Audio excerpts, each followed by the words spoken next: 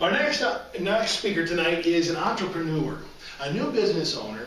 He's starting things up in engineering systematics, something like that anyways. Let's give Paul a round of applause.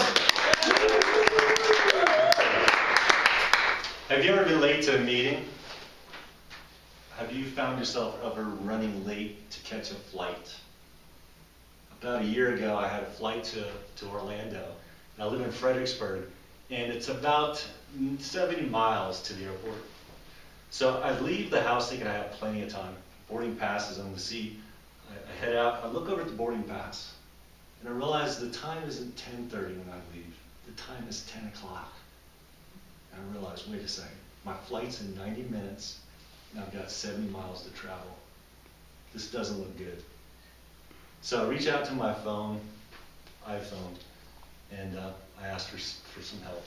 So I say, hey Siri, look up the number for JetBlue. Now to my amazement, Siri actually worked this time. And I get the JetBlue number and I call, and a human answered. So Sally answers, hi, this is Sally. How can I help you? I said, Sally, my name's Paul, and I've got a flight out of Richmond that I don't think I'm going to make to Orlando.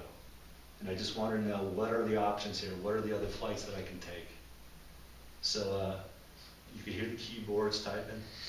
And then she came back, she says, well, there's not a lot of options. There's a flight that you can catch to Boston that leaves at 1:15, and then from Boston you can get into Orlando by 9:45. I'm like, wow, that's like 12 hours. So I said, well, are there any other options? She goes, well, yeah, you can catch the flight that you're on.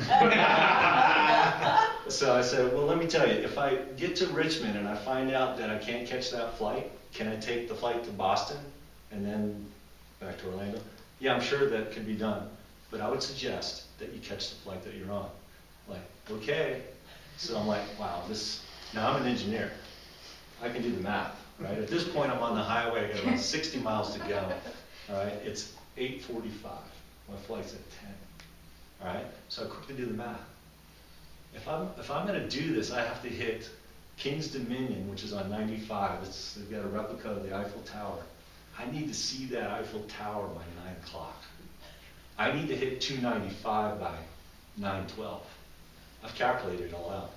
I'm like, I'm not sure I can do this. So I look through the sunroof and I say, Lord God, I need a miracle. So do you still give them? And silence. I'm just driving. There's a Starbucks. I'm like, whoa, wait a minute. You know what? This ain't going to work. Maybe I just pull into the Starbucks. You know, just wait it out. But then I said, you know what? You don't know until you try. You need to press on. You won't find out. Maybe God does still give out miracles. So I keep driving. I'm like, okay, I'm going to try. I'm going to press on. So I'm driving, and I'm one exit away from seeing that Eiffel Tower, and I'm 5 minutes. It's 9 o'clock. I'm 5 minutes away from it. So I keep going. 295. I hit that. I'm about 6 minutes off. I'm like, there's no way I'm going to make this. So at this point, I'm like, okay, Lord God, I'm not sure. There's another Starbucks right there. Can I just pull off and just, no, you got to try. You don't know till you try. So I keep going on 295. I pull off of 295. It's 9:30. That's the boarding time to catch the flight.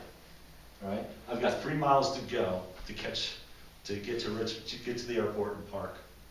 And I make my checklist. My checklist is simple. I've got to park the car, I've got to take a picture of where I'm at, I've got to pull my stuff out of the car, I've got to run into the airport, I've got to get to security, I've got to take my belt off, take my shoes off, take my computer out, go through security, run to the gate, and get on the plane. I'm thinking, Lord God, I'm not going to make this.